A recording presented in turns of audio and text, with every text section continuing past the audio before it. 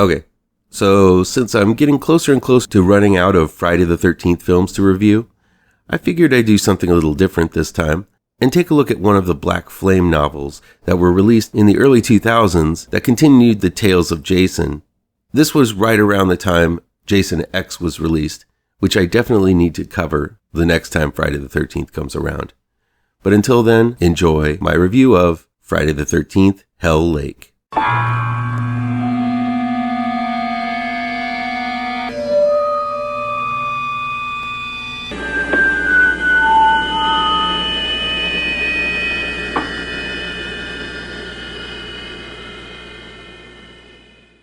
Friday the 13th, Hell Lake is a novel. It was written by Paul A. Woods and published by Black Flame in 2005. Unfortunately, it's currently out of print. Black Flame released a series of 5 books under the Friday the 13th banner and 4 more under the Jason X banner, all of which have become extremely hard to find.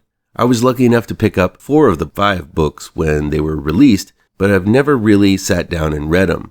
It's a shame, though, that these books have been out of print, as I feel they would be prime fodder to be bought up and collected in a massive tome by some publisher looking to have all of the money from the scores of Friday the 13th fans ravenous for new material about their favorite masked serial killer.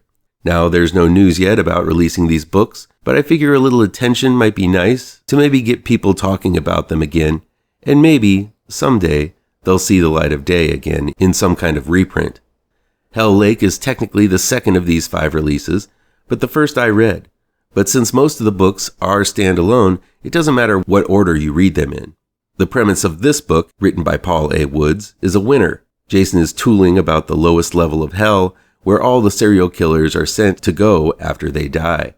The occupants of this realm wander around aimlessly, occasionally running into and fighting each other, only to find both the winner and loser showing up again in the same level for all eternity. It's in hell that Jason meets Wayne Devil Boy Sanchez, a Night Stalker-like serial killer who idolizes Jason and carves satanic images and words into the flesh of his victims.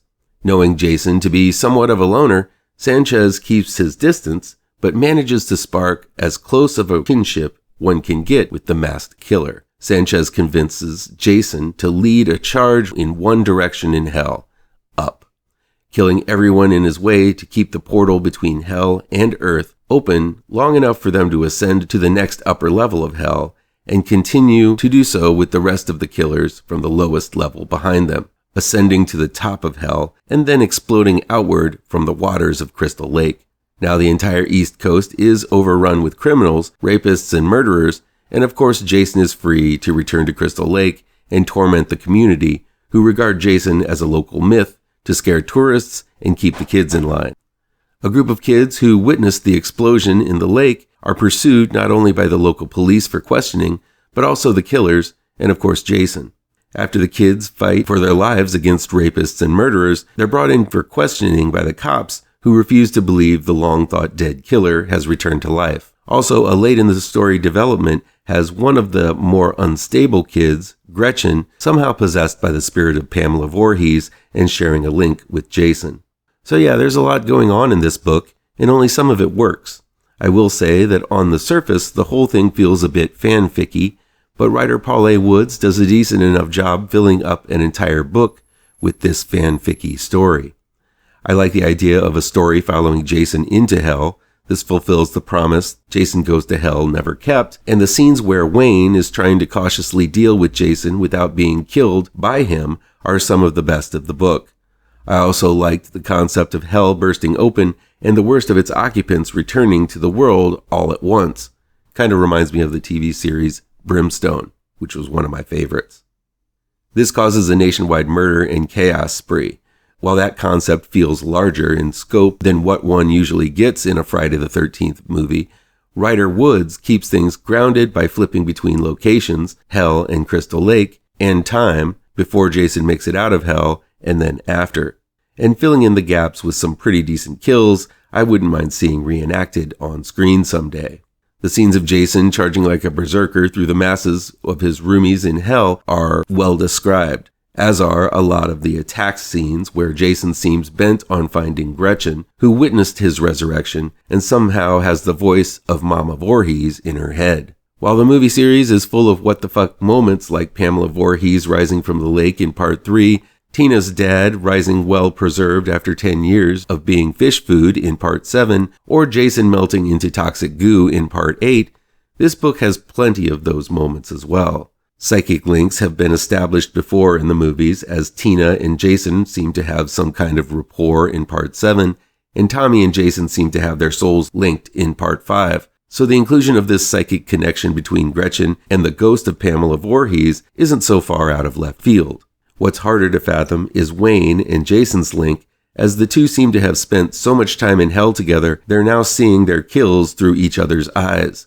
It may be one link too many for this book, as more time is spent taking on Jason and Wayne, the more unexplained connection, and hardly anything is left to delve into the late in the game Gretchen and Pamela connection, which is the one I was most interested in.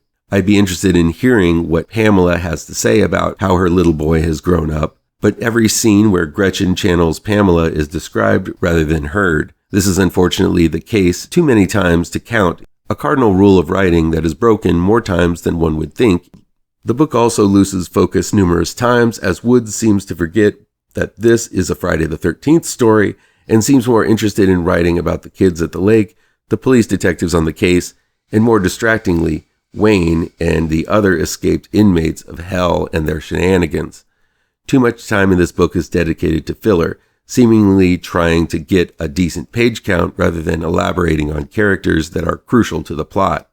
The often quick pacing you get in a Friday the 13th movie just isn't there.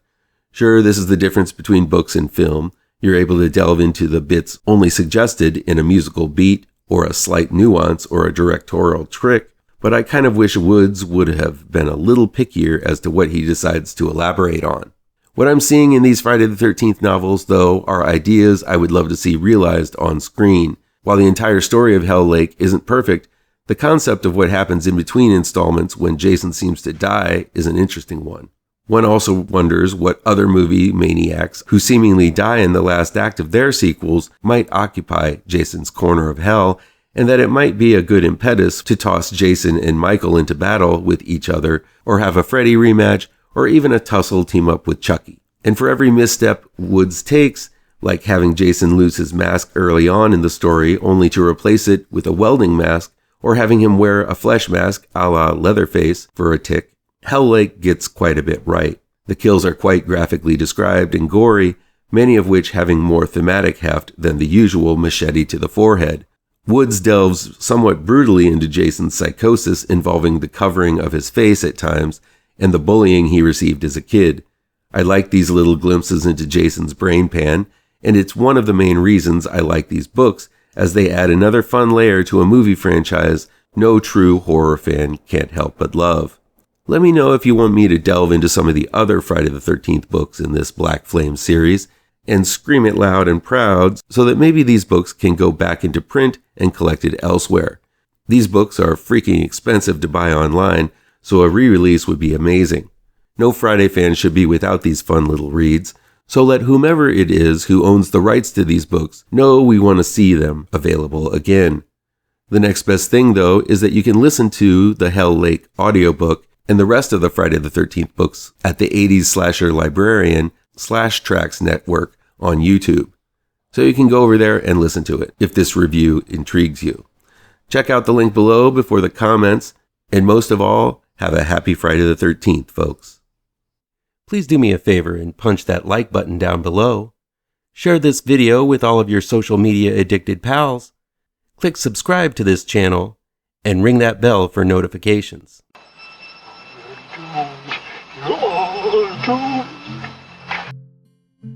You're doomed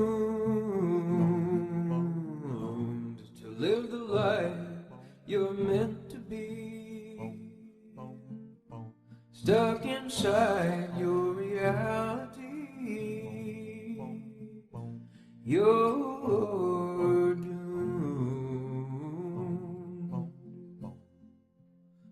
Oh, you're doomed.